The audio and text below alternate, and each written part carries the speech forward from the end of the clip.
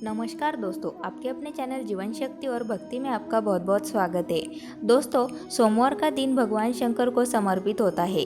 सोमवार के दिन भक्त भोलेनाथ को प्रसन्न करने के लिए विशेष पूजा अर्चना करते हैं। कुछ लोग सोमवार के दिन व्रत भी रखते हैं ताकि शिव की विशेष कृपा प्राप्त की जा सके। बाबा भोलेनाथ के आशीर्वाद के लिए आप भी सोमवार का व्रत कर रहे हैं तो शिव व्रत कथा को पढ़कर या सुनकर इस उपवास को पूरा करें। सोमवार का दिन शंकर भगवान को समर्पित होता है। सोमवार के दिन भक्त भोलेनाथ को प्रसन्न करने के लिए विशेष पूजा अर्चना करते हैं। कुछ लोग सोमवार के दिन व्रत भी रखते हैं ताकि शिव की विशेष कृपा प्राप्त की जा सके।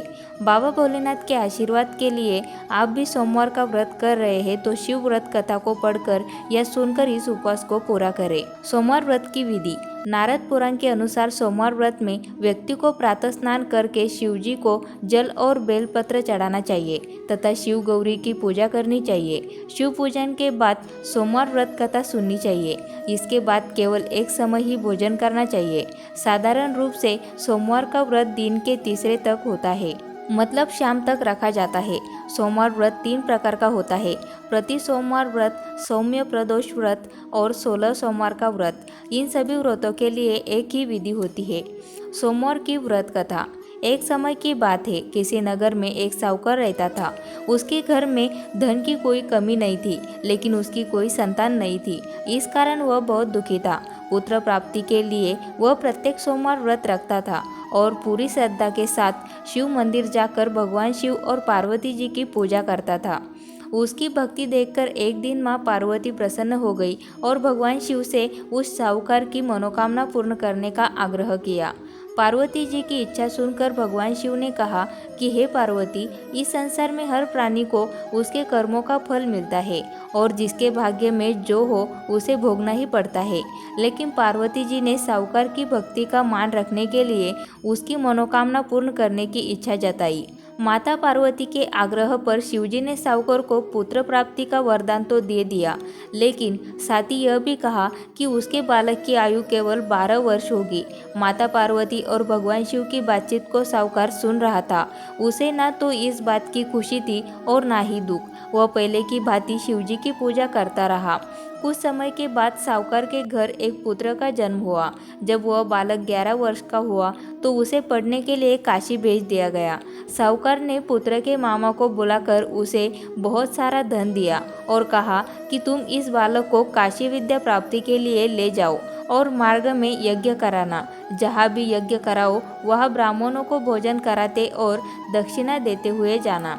दोनों मामा भांजे इसी तरह यज्ञ कराते और ब्राह्मणों को दान दक्षिणा देते काशी की ओर चल पड़े। रात में एक नगर पड़ा जहाँ नगर के राजा की कन्या का विवाह था, लेकिन जिस राजकुमार से उसका विवाह होने वाला था वह एक आँख से काना था। राजकुमार के पिता ने अपने पुत्र के काना होने की बात को छुपाने के लिए एक चाल सोची। साहूकार के पुत्र को देखकर उसके मन में एक विचार आया। उसने सोचा, क्यों न इस लड़के को दूल्हा बनाकर राजकुमारी से विवाह करा दूं। विवाह के बाद इसको धन देकर विदा कर दूंगा और राजकुमारी को अपने नगर ले जाऊंगा। लड़के को दूल्हे के वस्त्र पहनाकर राजकुमारी से विवाह कर दिया गया, लेकिन साहूकार का पुत्र ईमानदार था। उसे यह बात न्याय संगत नहीं लगी। उसने अवसर पाकर राजकुमारी की चुन्नी के पल्ले पर लिखा कि तुम्हारा विवाह तो मेरे साथ हुआ है, लेकिन जिस राजकुमार के संग तुम्हें भेजा जाएगा वह एक आँख से काना है। मैं तो काशी पढ़ने जा रहा हूँ। जब राजकुमारी ने चुन्नी पर लिखी बातें पढ़ी तो उसने अपने माता पिता को यह बात बताई। राजा ने अपनी पुत्री को विदा नहीं किया, जिससे बारात वापस चली गई।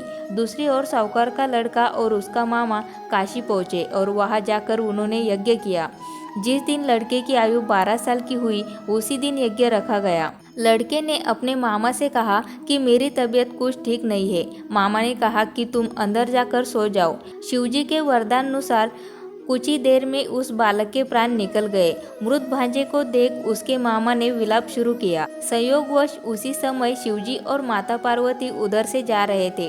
पार्वती ने भगवान से कहा, स्वामी, मुझे इसके रोने के स्वर सहन नहीं हो रहा है।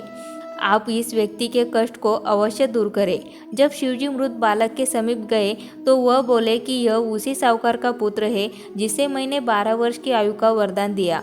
अब इसकी आयु पूरी हो चुकी है। लेकिन मातृभाव से विभोर माता पार्वती ने कहा कि हे महादेव, आप इस बालक को और आयु देने की कृपा करें, अन्यथा इसके वियोग में इसके माता पिता भी तड़प तड़प कर मर जाएंगे। माता पार्वती के आग्रह पर भगवान शिव ने उस लड़के को जीवित होने का वरदान दिया। शिवजी की कृपा से वह लड़का जीवित हो गया।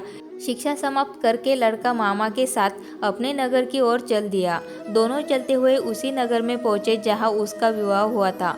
उस नगर में भी उन्होंने यज्ञ का आयोजन किया। उस लड़के के ससुर ने उसे पहचान लिया और महल में ले जाकर उसकी खातिरदारी की और अपनी पुत्री को विदा किया।